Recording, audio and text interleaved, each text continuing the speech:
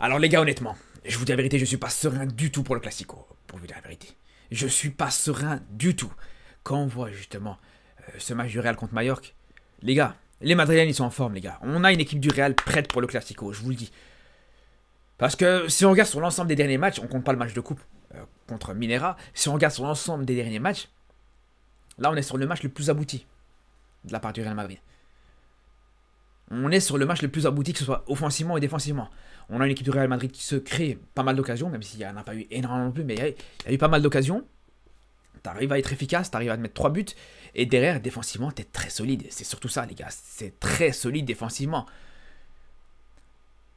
T'as absolument concédé aucun tir cadré de la part de cette équipe de Mallorca. Donc vraiment, je vous le dis, les gars. Vraiment, pour le Classico, le Real Madrid est vraiment dans les meilleures conditions. Et ce qui est le plus fou, les gars, ce qui est le plus fou avec cette équipe du Real, c'est que là, on voit que même là où ça devait être une mauvaise nouvelle, même là où c'était pas forcément la meilleure chose, c'est que t'as une blessure dans ce match-là. T'as un joueur qui se blesse. Alors, c'est jamais positif quand t'as un joueur qui se blesse, faut dire la vérité.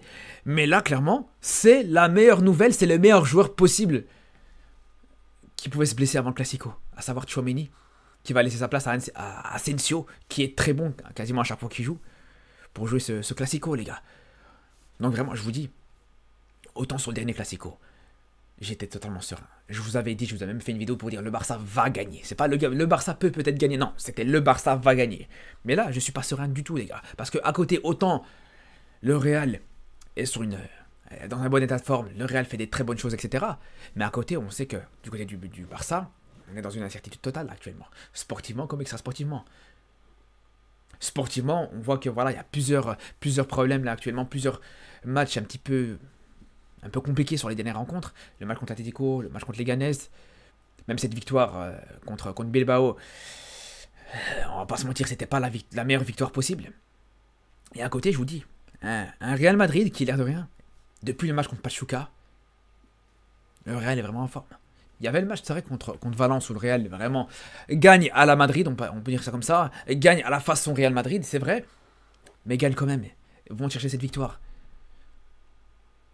Donc c'est là où je peux avoir le doute, où je peux vraiment avoir le doute avant ce Classico. Après, il n'y a pas tout qui était parfait non plus côté madrilène. Bien sûr que quand on voit par exemple le match de Vinicius, ça fait plusieurs matchs qu'il a du mal à marquer. Et on le voit les gars, depuis plusieurs matchs, il a un niveau qui pose question, faut dire la vérité les gars. Aujourd'hui Vinicius, personnellement, je pense qu'il peut très bien te faire une masterclass contre le Barça, tout comme il peut vraiment être mauvais contre le Barça. Et ça, j'ai envie de vous dire, ça s'applique totalement à Mbappé aussi. Alors ça s'applique peut-être plus à Vinicius, vu que Vinicius, comme je vous dis, ça fait plusieurs matchs qu'il a plus marqué. Il y a beaucoup d'occasions ratées sur ces derniers matchs. Depuis son retour de blessure, il a plus marqué. Son entrée contre Minera a été compliquée, comme l'entrée d'Mbappé d'ailleurs.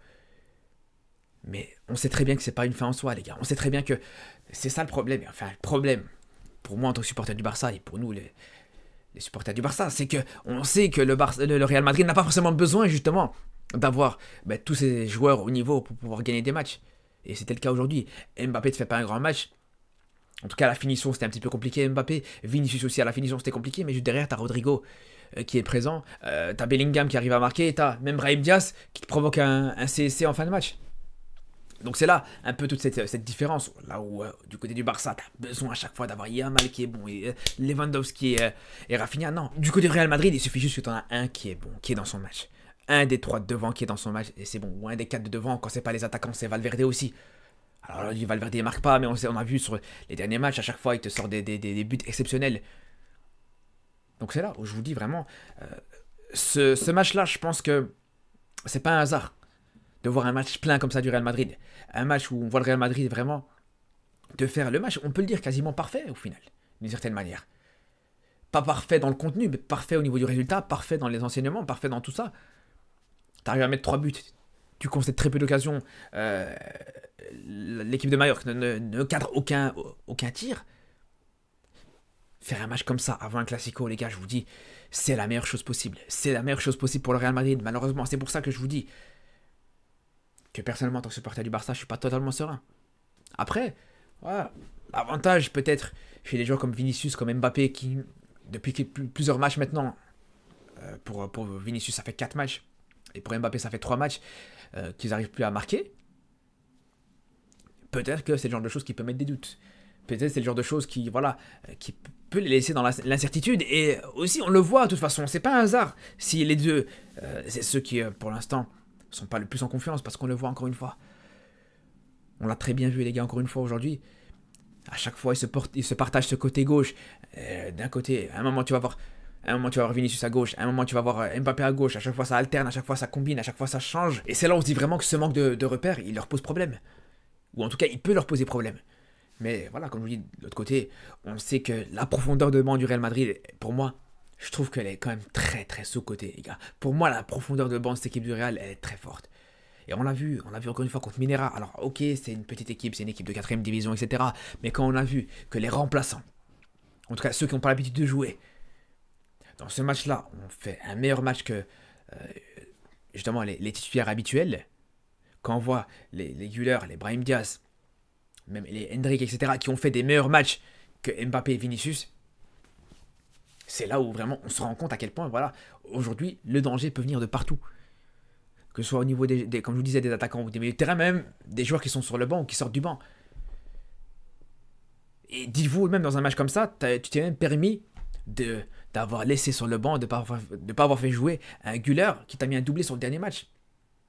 C'est là où je vous dis, encore une fois, voilà, dans la situation actuelle des choses, dans l'état actuel des choses, les gars, quand à côté de ça, on a une équipe du Barça, et je suis obligé d'en parler, les gars, c'est vrai que je reviens à chaque fois sur le Barça, parce que vraiment, d'un autre côté, autant on fait le débrief de ce match contre Mallorca, mais surtout, tu es obligé de te projeter déjà sur ce match contre le Barça, et sur ce Classico. Mais quand on voit, comme je vous dis, la situation sportive et extra-sportive du Barça actuellement, quand on voit que le Barça, non seulement sportivement, voilà, il y a des gros doutes à l'instant T, il y a des gros doutes sur le plan sportif, comme je vous l'ai dit, sur les derniers matchs, et même extra-sportivement. On peut parler des blessures. Avec Gavi, est-ce qu'il sera présent ou pas? On sait qu'il s'est blessé hier contre Bilbao. Sur l'aspect extra-sportif, alors, Olmo, normalement, s'il n'y a pas d'imprévu, s'il n'y a pas de mauvaise surprise, Olmo et Pau Victor pourront jouer ce match-là. Mais encore une fois, les gars, préparer un match dans ces conditions-là, ça fait que depuis aujourd'hui, réellement, qu'ils sont assurés de pouvoir jouer ce match, ou depuis hier, qu'ils sont assurés de pouvoir jouer un éventuel Classico dimanche. Les gars, un Classico, ça se prépare pas. Je veux bien, les gars, ça se prépare pas comme ça en 3 jours. Alors vous allez me dire, ouais, de toute façon, tu savais quand même pas que le Classico allait se jouer ce dimanche-là, mais je pense que dans la plupart des joueurs, ils savaient qu'ils allaient en Arabie Saoudite pour jouer un Classico. Vous pouvez me dire ce que vous voulez, les gars. Ils savaient qu'ils allaient, s'ils gagnaient ce match contre Bilbao, que juste derrière, ils allaient jouer un Classico. Et voilà, c'est là où je vous dis que cette préparation psychologique dans la tête de plusieurs joueurs du Barça, avec plusieurs joueurs d'ailleurs qui sont impliqués dans cette situation-là, pour moi, c'est ce qui fait que je suis pas serein du tout, les gars. Et surtout qu'il y a un problème, il y a un gros problème là actuellement qui peut jouer en faveur du Real Madrid. C'est quand on voit justement, sur les 2 derniers matchs, les 2 gros derniers matchs, on compte pas le match de coupe, mais quand on voit le match contre Bilbao et le match du Barça contre l'Atlético, on voit à chaque fois le Barça qui ouvre le score et puis juste derrière, c'est un petit peu compliqué. Alors, contre l'Atlético, ça s'est pas vraiment vu parce que contre l'Atlético, le Barça a dominé et s'est fait reprendre. Il a perdu le match en toute fin de rencontre. Mais contre Bilbao, on a senti justement que l'ouverture du score contre l'Atlético, qui juste derrière a donné une défaite au Barça, c'est resté dans la tête des joueurs, les gars. C'est énormément resté dans la tête des joueurs parce qu'on a senti hier, dans ce match contre Bilbao, un gros problème dans cette capacité à pouvoir gérer un score. Et c'est là où justement quand on sait que juste derrière tu vas affronter le Real Madrid, qui est connu justement pour pouvoir toujours inverser des résultats. Quand on sait que contre le Real Madrid, tu peux mener au score, mais si tu n'arrives pas à tuer le match, si tu n'arrives pas à mettre le 2e but, voire le 3e but, tu sais qu'à tout moment le Real peut revenir. C'est là où vraiment c'est très difficile d'être serein pour un match comme ça, les gars, je vous dis la vérité. Moi j'ai vraiment beaucoup de mal à être serein et au-delà de ça, les gars, il y a un gros problème parce que aujourd'hui on peut parler d'un manque d'efficacité d'un Vinicius ou d'un Mbappé qui n'ont pas marqué aujourd'hui, qui n'ont pas marqué depuis 3 ou 4 matchs. Mais à côté aussi, du côté du Barça, on a le même problème.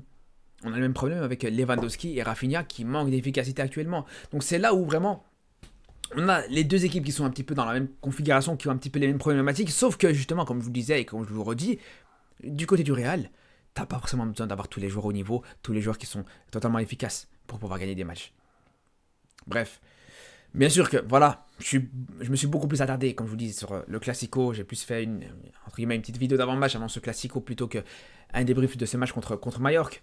Parce que bien sûr que c'est ce match qu'on a tous en tête là actuellement. Sinon, je vous dis à dimanche pour ce Classico. Et surtout d'ici là, les frères, prenez soin de vous.